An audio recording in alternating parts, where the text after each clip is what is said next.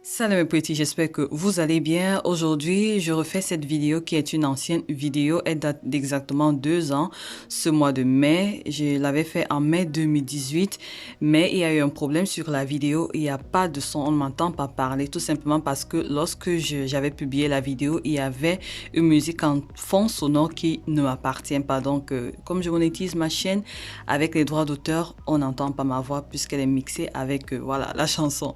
Donc, je me permets de republier une fois de plus cette vidéo parce que j'ai reçu beaucoup de commentaires me demandant Hiro, on n'entend pas, on ne sait pas ce qui se passe, on n'entend pas les explications et elle est beaucoup regardée sur ma chaîne, raison pour laquelle je la refais pour les personnes qui, voilà, qui ont demandé et pour les nouveaux qui arrivent sur ma chaîne au fur et à mesure, quoi.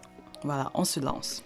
Voilà, pour le matériel de couture, tu auras besoin d'un top ou d'un haut ou alors d'une blouse qui te va très bien, d'un tissu de ton choix, un mètre ruban, du fil assorti et des épingles. Cette vidéo s'adresse aux personnes qui ne savent pas encore tracer les patrons ou encore qui ont du mal à réaliser leur propre patron. Tu peux utiliser cette méthode et réaliser tes propres vêtements. Moi, il y a 2 ans, je ne savais pas tracer les patrons comme je le fais maintenant. Donc, c'est comme ça que j'ai commencé et je portais mes vêtements et j'étais fière de moi. Donc, voilà.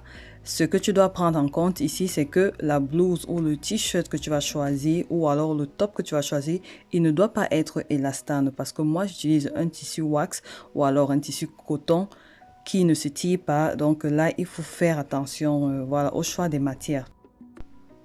Alors, dans un premier temps, tu vas plier ton tissu en deux. Ensuite, tu vas le replier en deux. Comme ceci.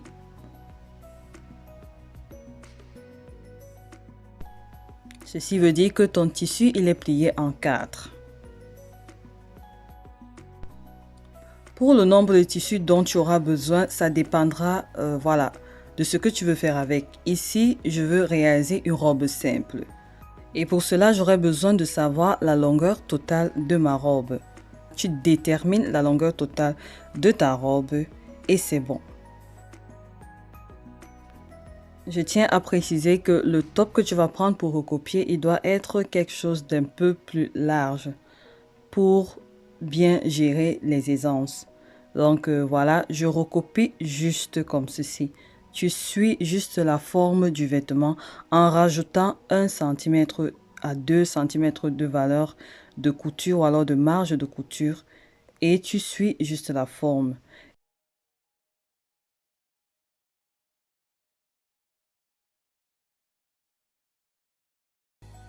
Et lorsque j'arrive ici au niveau des saillants comme ceci, je fais une déviation de cette manière en forme de trapèze pour rajouter encore plus de valeur de couture, de marge de couture pour le niveau, la partie du, voilà, du bassin quoi. Donc, et c'est tout jusqu'au niveau de la robe. Bon là, c'est pas trop visible, mais tu dessines jusqu'à la fin et tu coupes.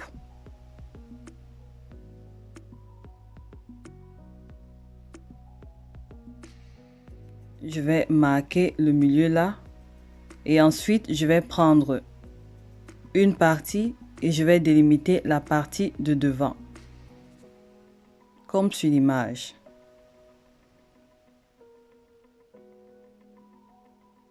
Ensuite, lorsque c'est terminé, je vais ensuite travailler les différentes encolures et donc là le mauvais côté est face à moi et je vais faire un pli comme ceci.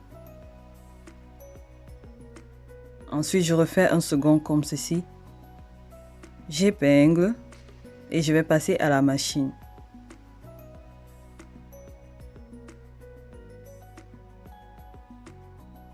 Je fais pareil pour la partie dos de la robe. Lorsque c'est fait, je fais juste endroit contre endroit.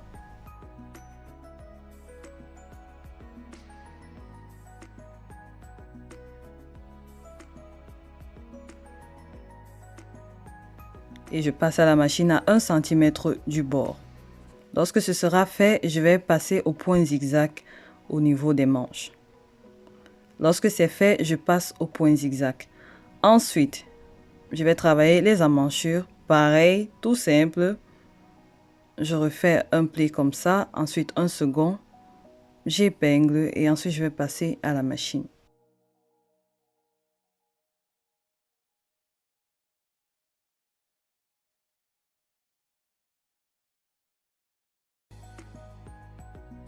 Ensuite, lorsque c'est fait, je vais juste rejoindre le tout.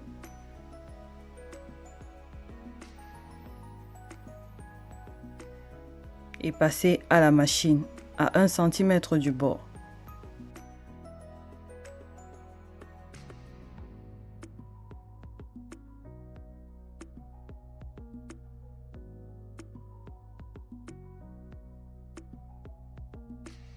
Et j'ai cranté au niveau des saillants pour que ça ne tire pas, pour que ça ne serre pas.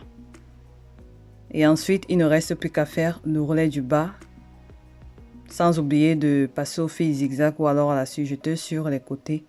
Et c'est terminé.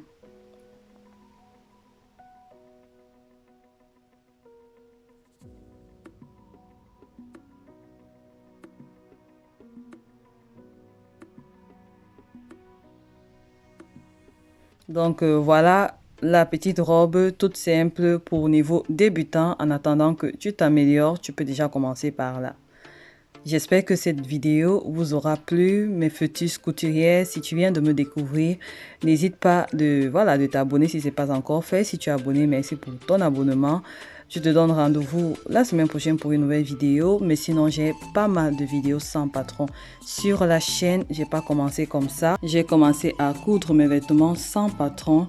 Et voilà, et petit à petit, je grandis. Ça fait pratiquement 1 an et quelques mois que je dessine déjà les patrons. Donc, tout est possible. Crois en toi, crois en ton talent et je sais que tu vas y arriver. Rendez-vous la semaine prochaine pour une nouvelle vidéo DIY. Je vous embrasse très fort. D'ici là, restez en santé, restez en paix, restez créatifs. Et surtout que Dieu vous bénisse. On est ensemble. Bisous. Bye bye.